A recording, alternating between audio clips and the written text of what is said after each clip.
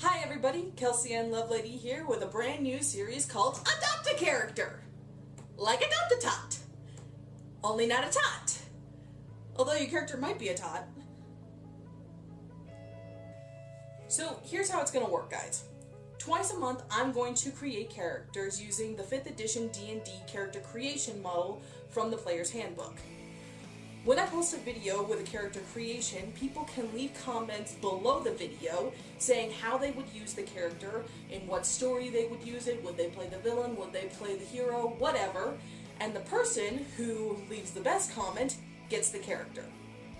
For an extra $3, I will actually draw a portrait of the character so that you can add it to the profile. Now, I said twice a month because I'm somebody who works exclusively with humans, but some people don't work in such confined situations. So on the 1st of the month, I'm going to create human characters, and on the 15th of the month, I'm going to create non-human characters. So no matter what kind of genre you're working in, I've got something for you. So, if we're ready, let's get started.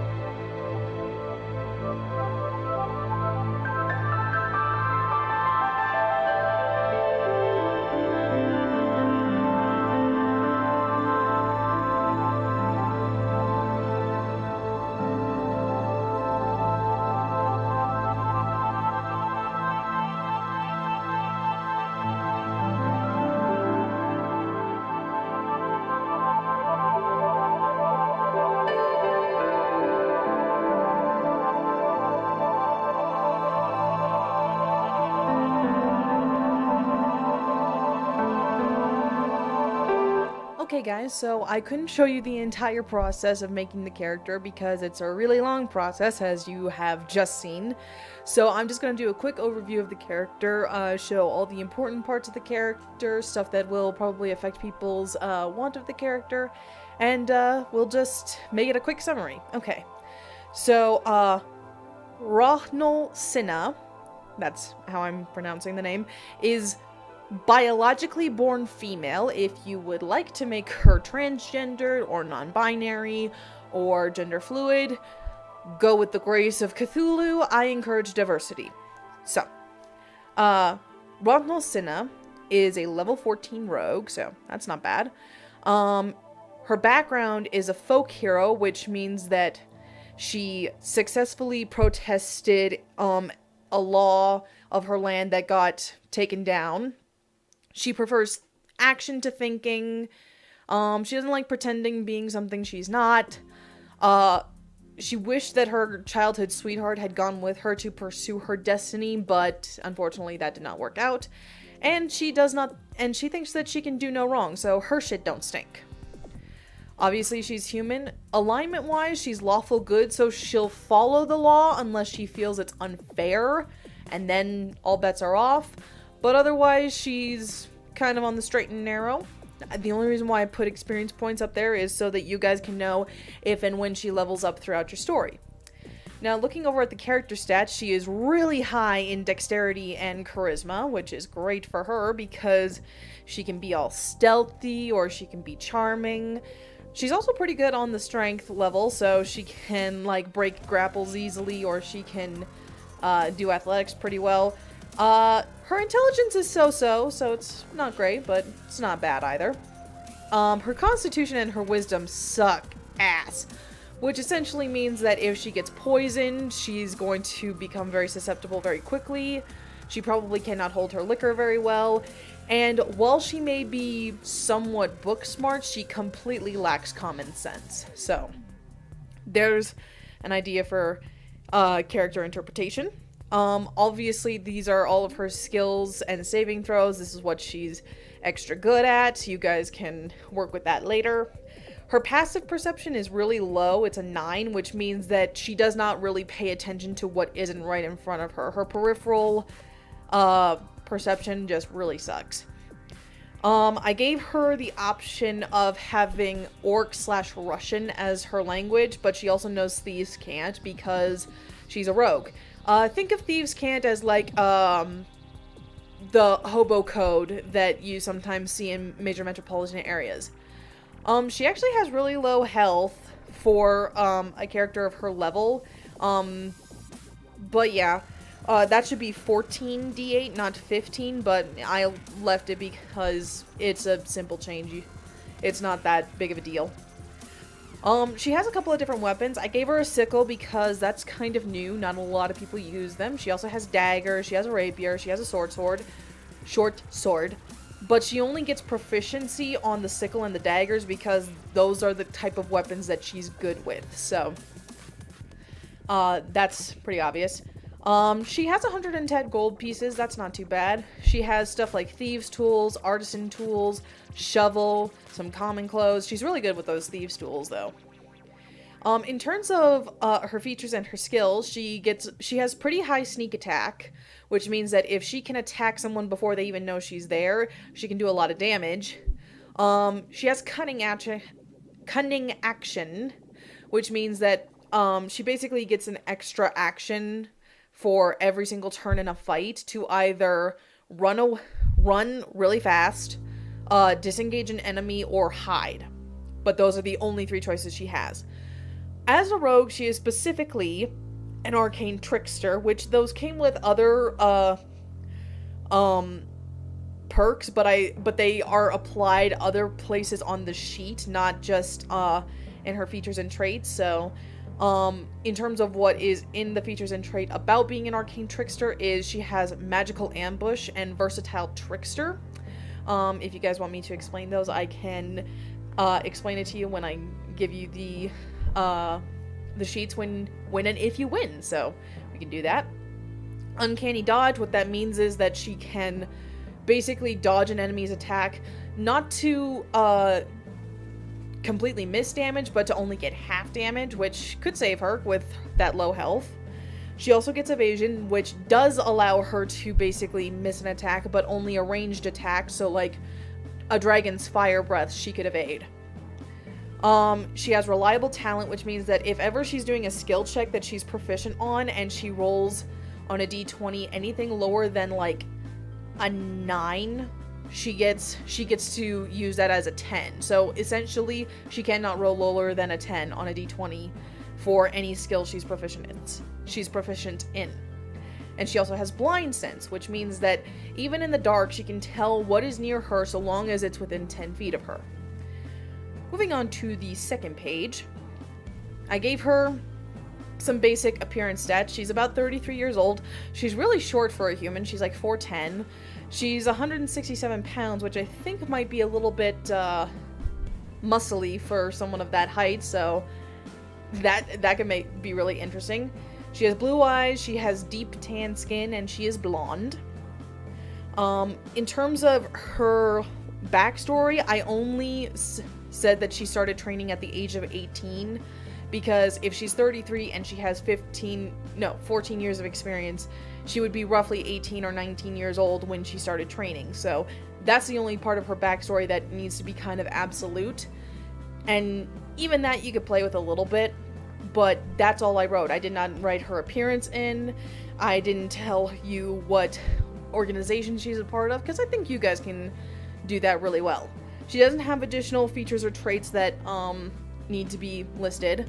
In terms of her treasure, I rolled for 15 trinkets, one for each year of her experience, and you guys can look at all of these trinkets and see how they might fit into her backstory, so that'll be fun. And finally, on the last page, we get to see her spells, because as an arcane trickster, she has spell opportunities. Her spell save DC is not super high, but some people might fail if they have low stats. I gave her some pretty basic spells in terms of everything. So she has like Mage Hand and Blade Ward, which makes it so that she cannot really be hit for a round of combat. She can make friends with people. She has advantage on her next attack with True Strike, etc, etc, etc. If you guys have any questions about these, if and when you win this character, I can explain them to you in detail, or you can try to come up with your own way of how it works, because that's part of writing. You don't have to follow the D&D rules. Not even the Dungeon Master has to follow the D&D rules. So guys, that was my very first adopt a character ever. Now this is where you guys come in. I'm going to be posting this video on my YouTube, my Tumblr, and the AuthorTube page, as well as my own author page on Facebook. I want you guys to think about what story Rachnoll Sinna would best fit into your guys' novel collection. Would she be a hero, an antagonist, a sidekick, somewhere in between, maybe an anti-hero? How would she be used? How would she be utilized? Please, tell me everything. And the person who gives the best answer will win the rights to Rachnoll Sinna. I'll be announcing who wins her on the 15th when I post my next adopted character, which will be a species other than human. So, get commenting and get thinking, guys. Bye!